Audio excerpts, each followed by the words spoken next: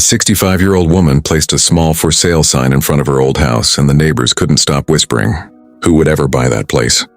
It looks like it could fall apart any minute." But what happened the very next day left the whole neighborhood speechless.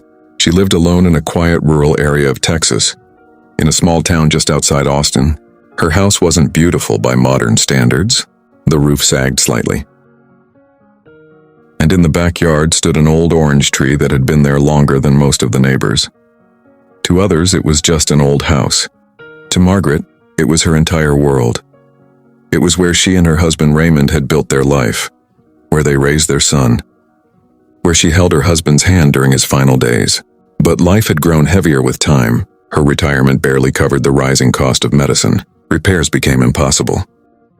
Selling the house felt like betraying her past, but she needed to survive.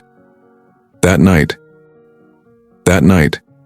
holding an old photograph of her and Raymond smiling under that same orange tree, she looked toward the sky and whispered, "Forgive me, my love. I can't take care of it anymore." The next morning, while watering the plants one last time, she heard a car horn. A sleek black car had pulled up in front of the house. A well-dressed man stepped out and walked toward her gate. He asked gently, "Are you Margaret? Is this house for sale?" The man's eyes filled with tears.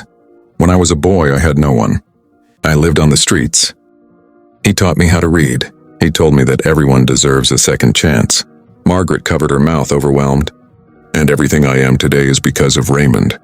He paused, then said words that silenced the entire street. "I want to buy this house, but not so you can leave. You will live here for the rest of your life." The neighbors who once laughed now stood frozen, watching through their windows. Carlos was one of the wealthiest men in the state, but his greatest wealth wasn't money. It was gratitude. The following week, he renovated the entire house, but he didn't touch the orange tree. He didn't move the rocking chair, and he didn't take down the photographs, because some things are worth more than gold. Margaret never had to leave her home, and the neighborhood never forgot the lesson they learned that day. The good you do may seem small, but one day it can return in ways you never imagined. If this story touched your heart, don't just scroll past. Comment amen if you believe kindness always.